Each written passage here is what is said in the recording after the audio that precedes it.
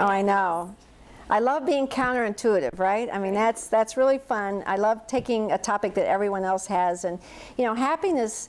And I did it for years. I mean, most people, if you said, what is happiness? They'll tell you it's a result. Happiness is when you have the relationships you want. Happiness is when you have the money you want. Happiness is when you have the house that you want. So happiness is generally, by most people, been seen as a result of getting what you want. And then when I have it all, I'll be happy, which is why most people, I think the latest research says that like 2% of people are happy. Everyone else is like borderline happiness or something like that.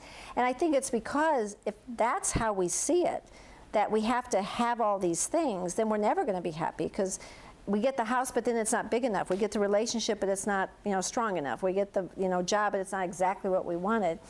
And so I realized years and years and years ago that they've got it backwards. Happiness is not the result of getting what you want. Happiness is the catalyst that allows you to get what you want. In other words, happiness has to come first. You have to choose happiness first. And people will say, well, how am I going to be happy if I don't have the job I want? Well, how are you going to get the job you want if you're not? No one wants to love you if you're unhappy. No one wants to hire you if you're unhappy. We're not going to lose weight if we're unhappy. We're not going to find our soulmate if we're unhappy. So if we're in the state of unhappiness, all these things that we want that are going to make us happy aren't going to come. And I think a lot of people, the law of attraction is being talked about right now. And I think really what they're talking about is that what you send out, okay, is a lot of what's going to come back. The song that goes, if you want to be loved, then be lovable, So try happiness first.